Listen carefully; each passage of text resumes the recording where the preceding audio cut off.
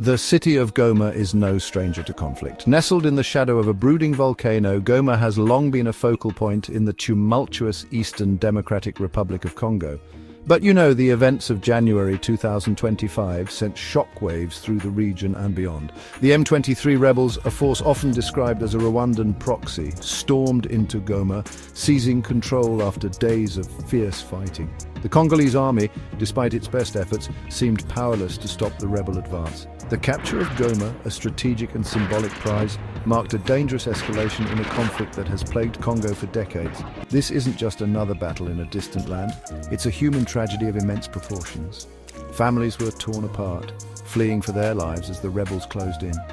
The streets of Goma, once bustling with life, were transformed into eerie corridors of fear and uncertainty.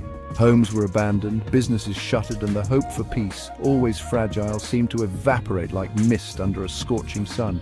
This is the story of Congo's hidden war, a conflict fueled by greed, ethnic tensions, and the meddling of powerful neighbors. The fall of Goma wasn't just a military defeat for the Congolese government. It was a blow to the collective hope of a nation weary of war. It was a stark reminder that the cycle of violence, despite countless peace agreements and international interventions, continues to spin, crushing the lives of ordinary Congolese under its weight. The world watched in horror as the city fell, but for the people of Eastern Congo it was just another chapter in a long and brutal saga. The question now is, can this cycle be broken? Can the international community muster the political will to address the root causes of the conflict? Or is Congo destined to remain trapped in a perpetual state of war, its vast mineral wealth fueling violence and instability? The answers to these questions will determine the fate not only of Congo, but of the entire Great Lakes region.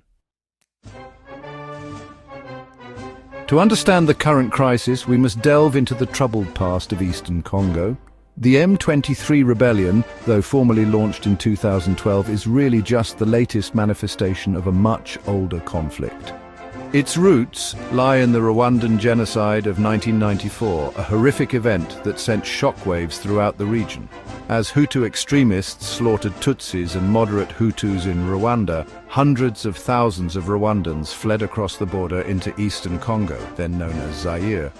Among the refugees were members of the defeated Hutu army and the Interahamwe militia, the architects of the genocide. They regrouped in the dense forests of eastern Congo, using the refugee camps as cover for their operations. Rwanda, now ruled by a Tutsi-led government, viewed these armed groups as a direct threat to its security. In 1996, Rwanda invaded Zaire, ostensibly to disarm the genocidaires. This marked the beginning of what would become known as Africa's World War, a complex conflict involving multiple countries and armed groups vying for control of Congo's vast mineral wealth. The M23 rebels, named after a failed peace agreement signed on March 23, 2009, emerged from this cauldron of conflict. They are predominantly Congolese Tutsis who claim to be fighting for the rights of their community, which they say is marginalized and persecuted by the Congolese government.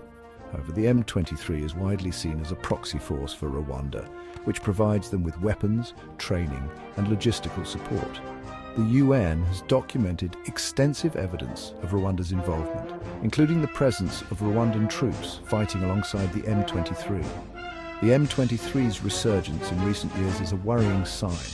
It suggests that the underlying grievances that fueled the conflict remain unresolved. It also highlights the destabilizing role played by external actors like Rwanda, who are willing to use proxy forces to advance their own interests. Until these issues are addressed, the cycle of violence in eastern Congo is likely to continue. The M23's capture of Goma was not a sudden blitzkrieg, but the culmination of a carefully planned and executed military campaign. For months, the rebels had been steadily gaining ground, capturing key towns and strategic locations in North Kivu province. They exploited weaknesses in the Congolese army, which is plagued by corruption, low morale, and a lack of equipment. The M23 also benefited from sophisticated weaponry and tactical advice, allegedly provided by their Rwandan backers. The rebels' first major victory came in January 2025, when they seized control of Masisi, a town strategically located in a mineral-rich area, This gave them control of important mining sites and smuggling routes. From Masisi, the M23 pushed southwards, capturing the port of Minova on January 21st and the town of Sake on January 23rd. The fall of Sake was particularly significant as it cut off Goma's main supply route to the south. With Goma isolated and vulnerable, the M23 launched their final assault. The fighting was fierce, with both sides suffering heavy casualties. But the rebels, better equipped and with a seemingly endless supply of reinforcements, eventually overwhelmed the Congolese army.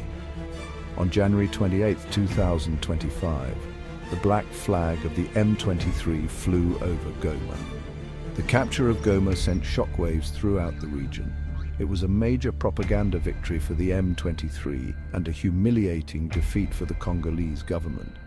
It also raised fears of a wider regional war, with Rwanda and Uganda potentially being drawn into the conflict. The international community condemned the M23's offensive and called for a ceasefire, but their pleas fell on deaf ears. The humanitarian crisis in Congo, well, it's one of the most complex and honestly heart-wrenching situations in the world. You see, millions of people have been displaced due to ongoing conflict, and access to basic needs like food, water and medical care is severely limited. It's a dire situation where international aid organizations are struggling to keep up with the overwhelming need. Families are torn apart, and children in particular are suffering the most. The resilience of the Congolese people, though, it's truly remarkable. Despite everything, they continue to hope and strive for a better future. The international community has often voiced strong condemnations against the violence in eastern Congo.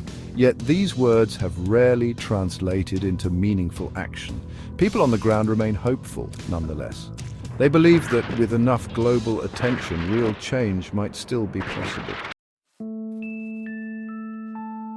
The conflict in eastern Congo is not just a humanitarian crisis, it is also fueled by economic interests. The region is rich in valuable minerals, which are essential for modern technology. These resources have become both a blessing and a curse, driving a vicious cycle of exploitation and violence.